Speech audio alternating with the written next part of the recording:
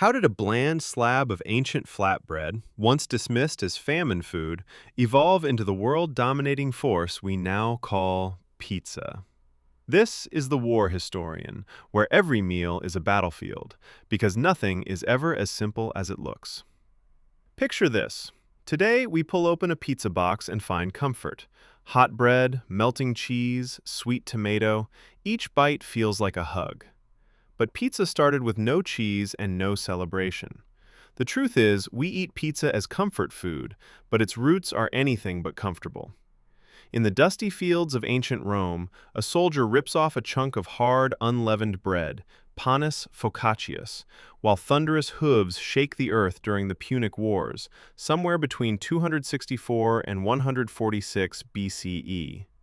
To him, it's not a treat. It's his shield against hunger.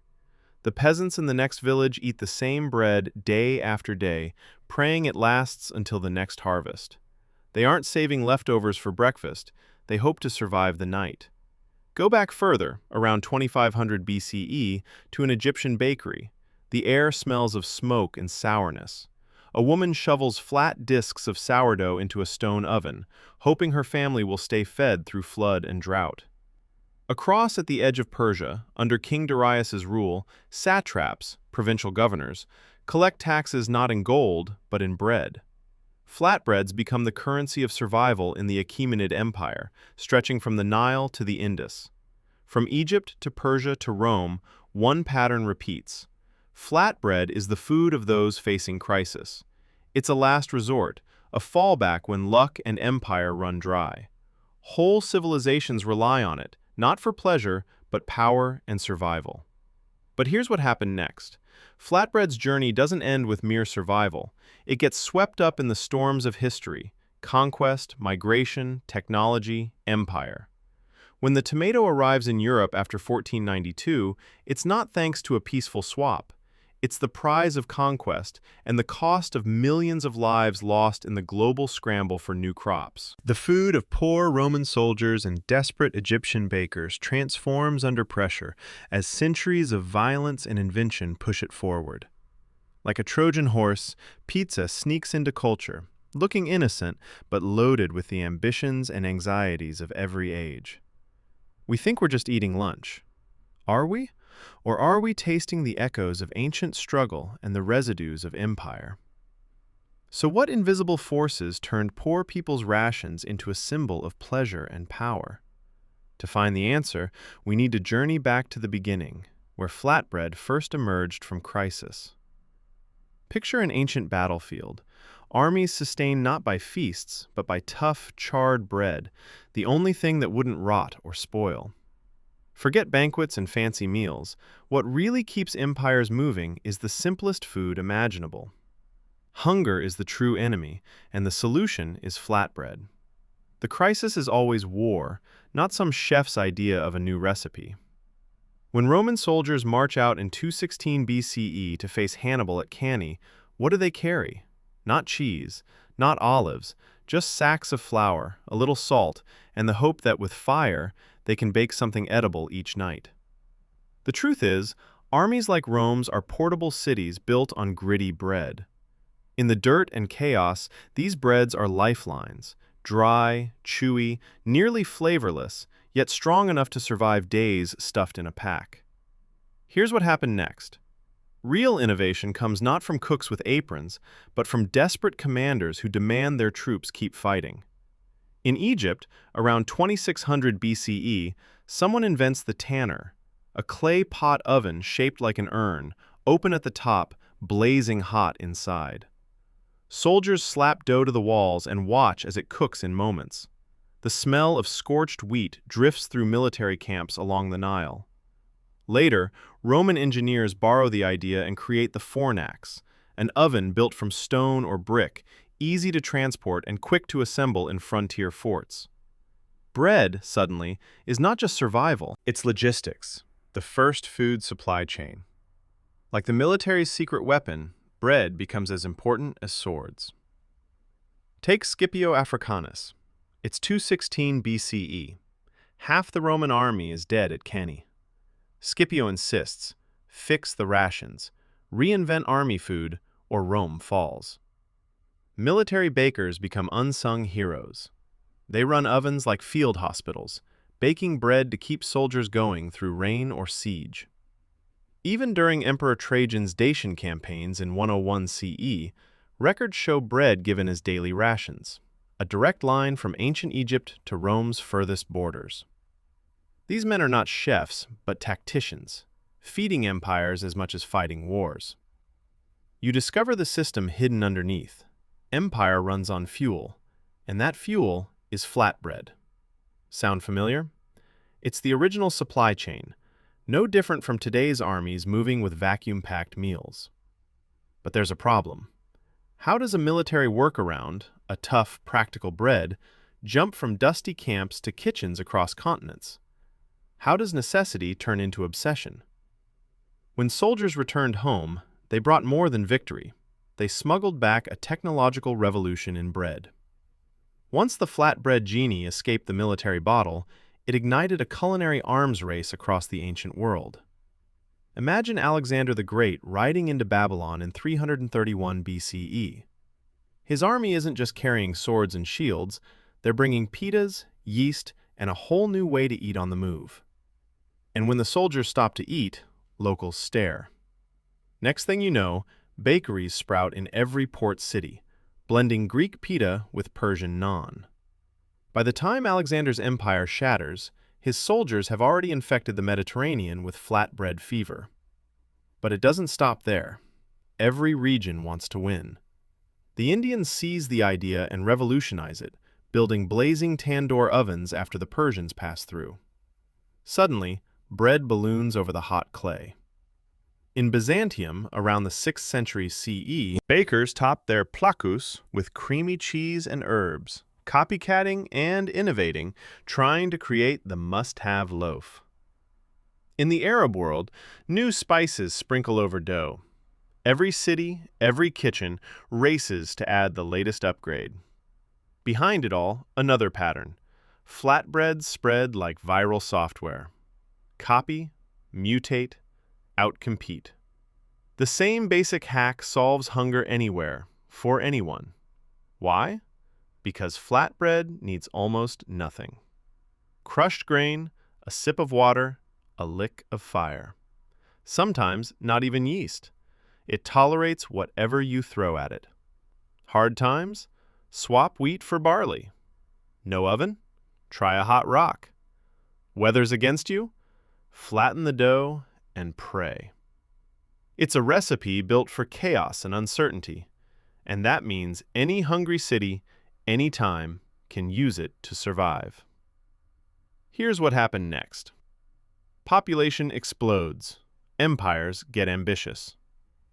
Rome, swollen with hungry citizens by 123 BCE, rolls out the Annona grain dole just to keep the mob happy and quiet.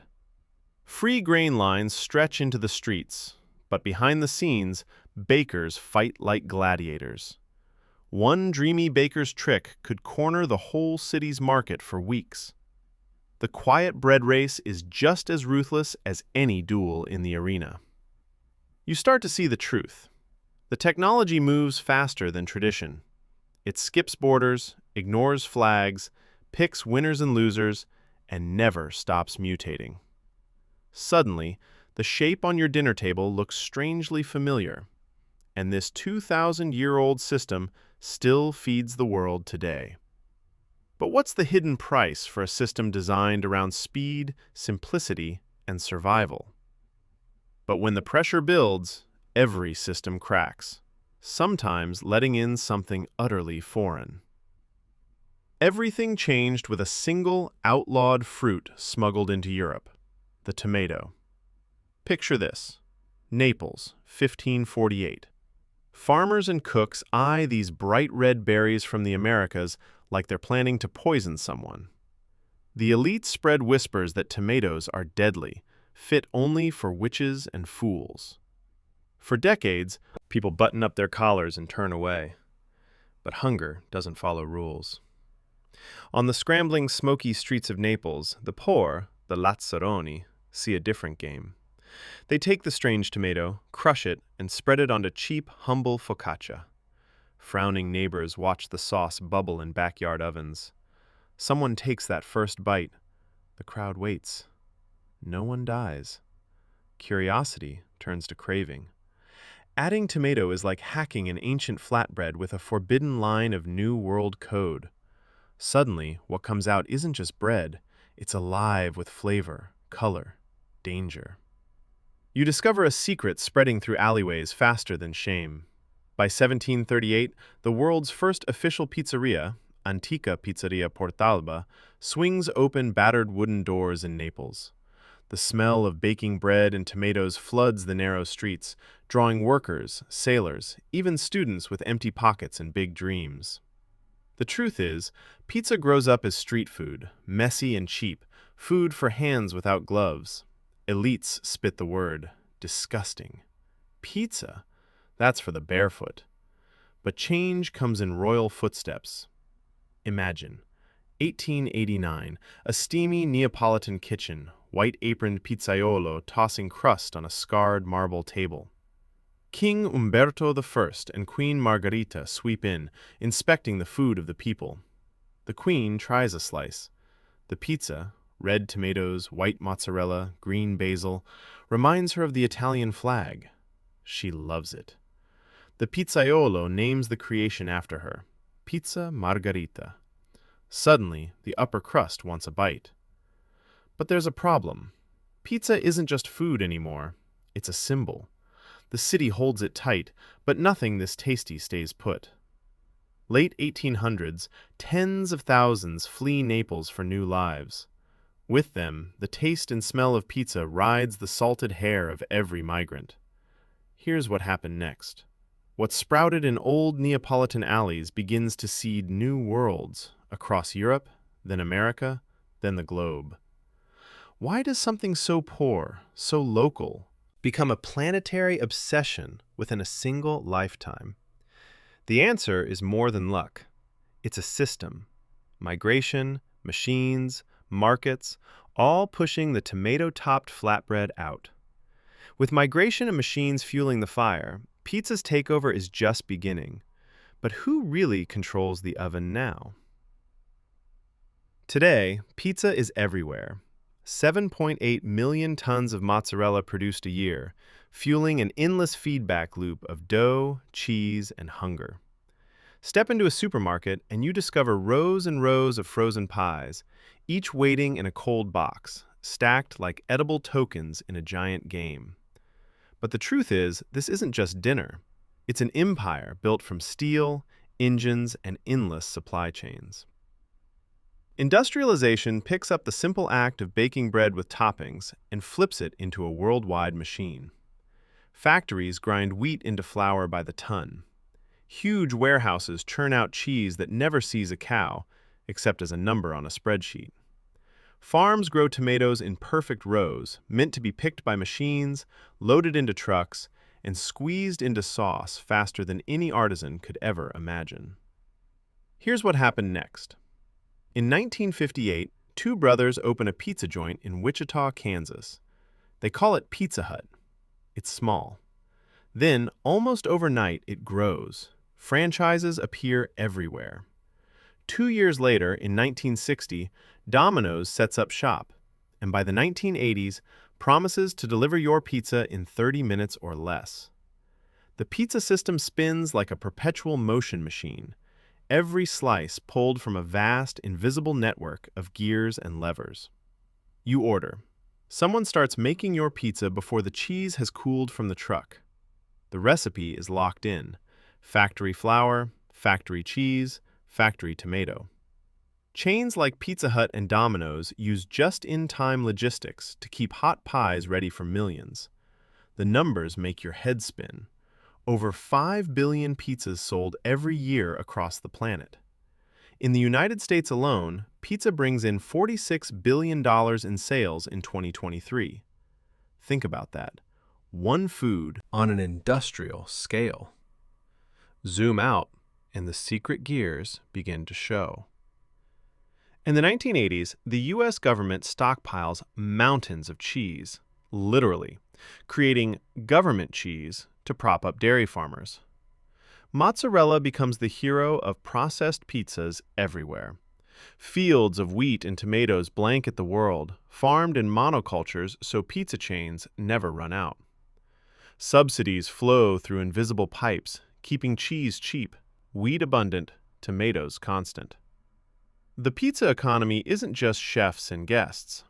It's a system of stockpiles and markets and farmers with one crop. But there's a problem. What happens if the gears jam? If the machinery stalls and supply chains snap? Would the pizza empire collapse overnight? The kitchen is now a boardroom and a battlefield. But as with any empire, some win and some lose. Every time you order a pizza, you tip the scales in a hidden war, one with victors and casualties baked in. Let's face it, pizza doesn't just feed hunger, it feeds power.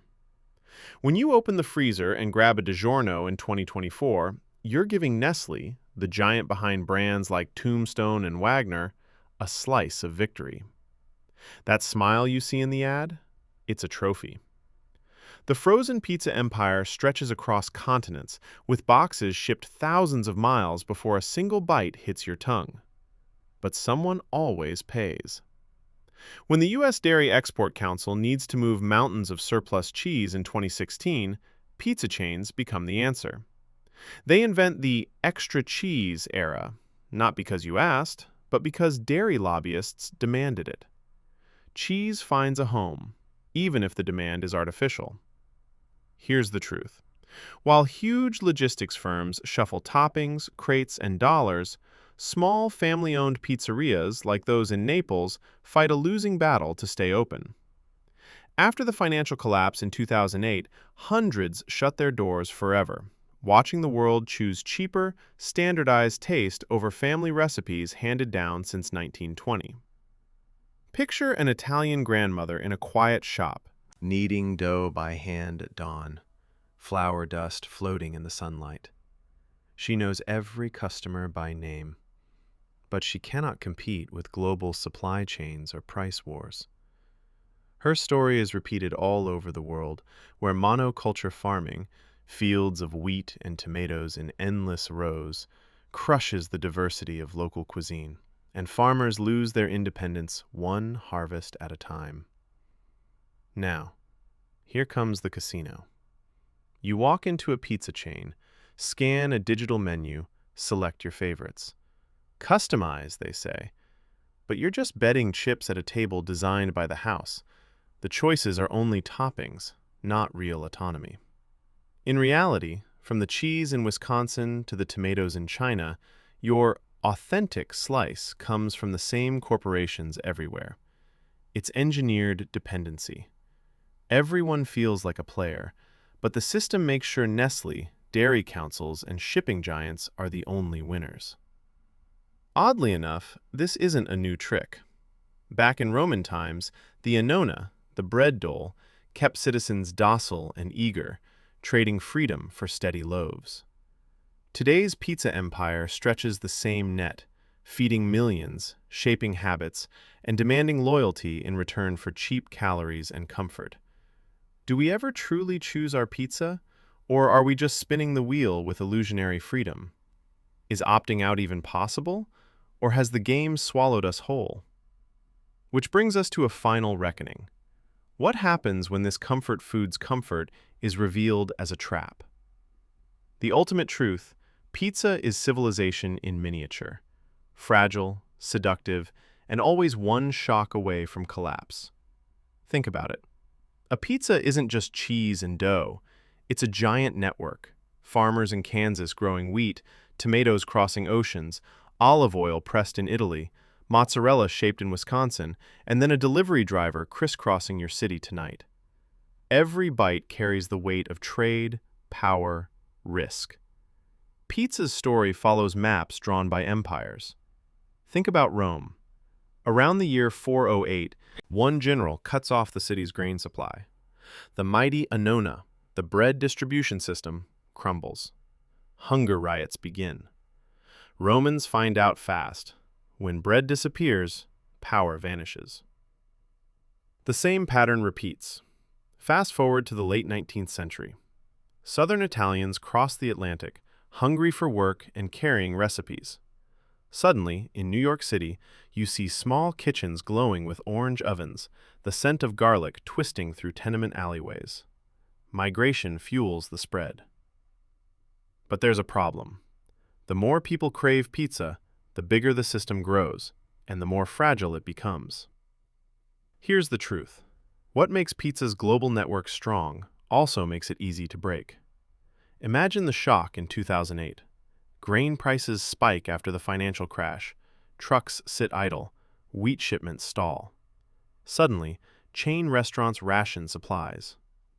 Now jump to 2020. COVID-19 gets. Docks back up. Labor shortages cripple cheese factories. Thousands of tomato cans stack up in warehouses with nowhere to go. A few weeks later, you're staring at a menu, and your favorite pizza's gone. Disruption works fast. But every time you order a slice, you push money through this global engine. You shape demand. You vote for which crops get grown, which factories get built, which people move across continents. Pizza connects you to Indonesian farmers, Argentine ranchers, Tunisian olive groves. And here's what happened next. Food empires always fall. Rome lost its bread. Britain watched its tea trade crack. Today, global pizza chains seem invincible, until overreach sets in. Every system runs on energy. Civilization is a pizza oven. Stoked just right, you get perfect crust. Starve it of fuel, or overheat it, and the whole thing collapses, leaving only ash and memory. So, when the pizza system wobbles, who rebuilds? And what will we eat then? If this story rewired how you see the world's most beloved food, subscribe. History hides in every meal, and the war historian will show you where to look next.